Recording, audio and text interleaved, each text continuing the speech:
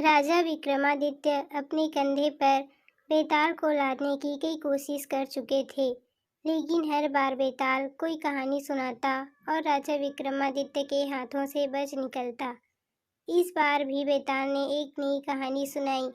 बेताल कहता है, एक बार की बात है, अंग देश के एक गांव में एक ब्राह्मण अपनी पत्नी और 3 बेटों के साथ रहता था। एक बार ब्राह्मण ने अपने तीनों बेटों को बुलाया और कहा कि हमारे तालाब के लिए एक कछुए की जरूरत है। कल तुम तीनों समुद्र के पास जाकर वहां से कछुआ पकड़ कर ले आना। तीनों ने हाँ कर दी और दूसरे दिन तीनों माता पिता का आशीर्वाद लेकर समुद्र की ओर चल पड़े। वहां तीनों को एक बड़ा सा कछुआ दिखाई दिया, लेकिन तीनों में से कोई भी उसे उठाने के लिए तैयार नहीं हुआ। उनमें से सबसे बड़ा भाई बोला, मैं कछुए को नहीं उठाऊंगा, इससे बहुत गंदी बदबू आ रही है। दूसरे नंबर के भाई ने कहा, मैं भी इसे नहीं उठाऊंगा, मुझे भी इससे गंदी बदबू आ रही है। तीसरे नंबर के भाई की बारी आई तो उसने कहा, मैं भी इसे नहीं उठा सकता, मैं बहुत कोमल हूँ। तीनों में से झगड़ा शुरू हो गया और यह मामला राज दरबार तक पहुँच गया। राजा ने कहा, इस प्रकार का मामला मेरी जिंदगी में पहली बार आया है। इसका न्याय मैं कल सुबह करूँगा। आज आप हमारे यहाँ मेहमान हैं, इसलिए भोजन और आराम यहाँ पर ही कीजिए। यह बोलकर राजा ने तीनों को भोजन के लिए निमंत्रण दिया। सभी बड़े चाव से खाना खा रहे थे, लेकिन सबसे बड़े भाई ने नहीं खाया। राजा ने जब उससे पूछा तो उसने कहा, चावल में से शमशान में जले हुए मुर्दे की बदबू आ रही है।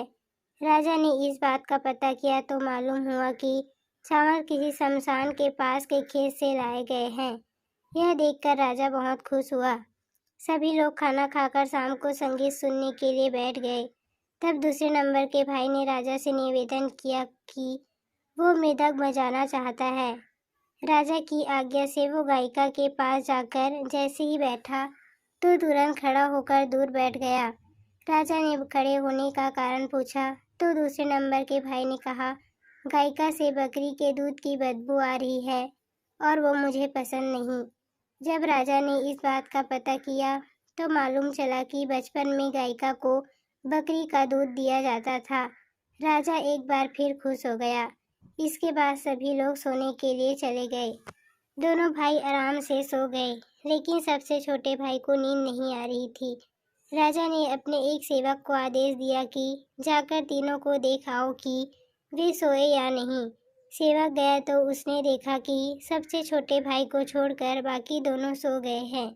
सेवक ने यह समाचार राजा को दिया और राजा इसका कारण जानने के लिए खुद वहां पहुंच गया जहां तीनों सो रहे थे। राजा को देखकर तीनों उठ गए। राजा ने सबसे छोटे वाले भाई से पूछा, आपको नींद क्यों नहीं आ रही है? तब वह बोला, मुझे इस बिस्तर पर कुछ चुभ रहा है।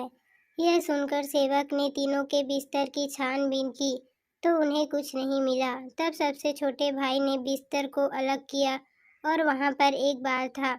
उसने अपना कुर्ता उतारा। सबने देखा कि उस बाल का निशान उसकी पीठ पर बना हुआ था। राजा यह देखकर हैरान हुआ और खुश भी। दूसरे दिन राजा ने न्याय के लिए तीनों को बुलाया। उसने सबसे छोटे वाले को इनाम दिया और बाकी दो को कुछ सोने के सिक्के दिए। राजा ने कहा, आप तीनों में अलग अलग खूबी है और मैं आप तीनों से बहुत खुश हूँ। मैं अपने सैनिकों को भेजकर कछुआ आपके घर भिजवा दूंगा। इतना कहकर बेताल ने विक्रम से पूछा, बताओ तीनों भाइयों में सबसे अधिक सुकुमार कौन था? तब विक्रम बोला, सबसे छोटा भाई, क्योंकि हो सकता है कि दोनों बड़े भाइयों ने अपने सुकुमार होने का दिखावा किया हो, लेकिन सबसे छोटा भाई कितना सुकुमार है यह तो राजा ने खुद आंखों से देखा। विक्रम का सही जवाब सुनकर बेताल ने उसकी तारीफ की और अपनी शर्त के अनुसार वापस पेड़ पर जाकर लटक गया।